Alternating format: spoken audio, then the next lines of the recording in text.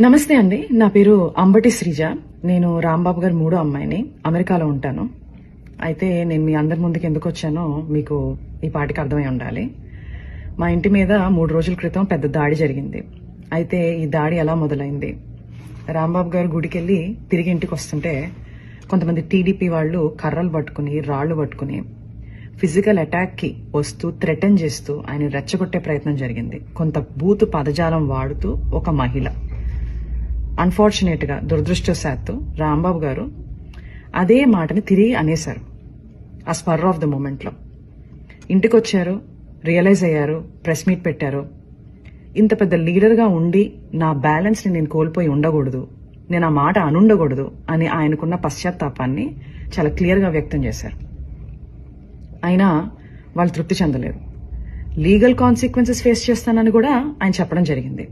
కానీ వాళ్ళకి వేరే ఎజెండాస్ ఉన్నాయి. టీడీపీ గూండాలు తండోపతండాలుగా 9 నుంచి 10 గంటల పాటు నిర్విరామంగా మాట అన్న మనిషి మీద అటాక్ మాత్రమే కాదు, ఆయన కుటుంబం మీద, ఏమీ తెలియని రాజకీయాలతో సంబంధం లేని మా మదర్, మా సిస్టర్స్, వాళ్ల పిల్లల మీద అటాక్ చేయడం జరిగింది. అటాక్ చేస్తూ వాళ్ళు కుల ప్రస్తావన కూడా తీసుకుని వచ్చారు. కాపు ఎల్ డాష్ ఇలాంటి మాటలు మాట్లాడుతూ అటాక్ చేయడం జరిగింది. అయితే నాకు షాకింగ్ విషయం ఏంటంటే ఇదంతా కూడా ఎగ్జిక్యూట్ చేసింది, ఇంప్లిమెంట్ చేసింది ఎవరయ్యా అంటే ఒక డాక్టర్, సెంట్రల్ మినిస్టర్. అంటే ఆయనకున్న మేధస్సు, ఆయనకున్న ఈవిల్ థాట్స్ ని, ఆ క్షణంలో ఉన్న ఈవిల్ థాట్స్ ని సరైన మార్గంలో పెట్టలేకపోయిందా? ఇది నాకున్న అంతు చిక్కని ఒక ప్రశ్న. అక్కడితో వాళ్ళు ఆగలేదు. రాంబాబు గారిని అరెస్ట్ చేశారు. ఏమని చెప్పి అరెస్ట్ చేశారు? మీకు భద్రత లేదు బయట ఉంటే అని చెప్పి అరెస్ట్ చేశారు. అరెస్ట్ చేసి చాలా కన్వీనియంట్ గా 4 గోళ్ల మధ్యలో బంధించి కాళ్ళు చేతులు పట్టుకుని ఫిజికల్ గా హెరాస్ చేయడం జరిగింది. ఆయన ఒక ఎక్స్ మినిస్టర్. సరే, మీకు ఆ గౌరవం ఇవ్వడం ఇష్టం లేదు. ఆయన ఒక సీనియర్ సిటిజన్, 65 నుంచి 70 ఏళ్ల మధ్యలో ఉంటుంది ఆయన వయసు. అయినా కూడా వాళ్ళకి గౌరవం ఇవ్వాలని లేదు. రాక్షసానందం పొందారు. అయితే నాకు అనిపిస్తుంది, ఇంతకుముందు మా ఇంట్లో వాళ్ళు అమెరికాలో ఉన్నాను, ఫారెన్ కంట్రీలో ఉన్నాను అని చెప్పి నా యోగక్షేమాలు కనుక్కోవడానికి తరచూ నాకు ఫోన్ చేసి మాట్లాడుతుండేవాళ్ళు. ఇప్పుడు ఆపోజిట్ అయిపోయింది సిచ్యుయేషన్.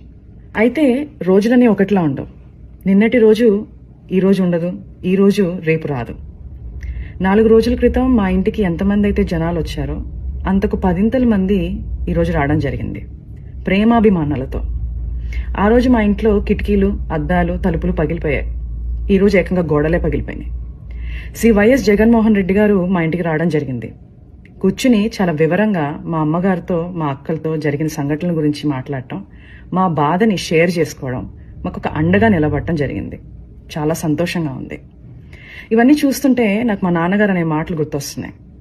శ్రీ వెంకటేశ్వర స్వామి అండ మాపై ఉన్నంత వరకు మీరు మా పైన వేసే ప్రతి రాయి మా దాకా చేరేసరికి పువ్వుగా మారుతుంది.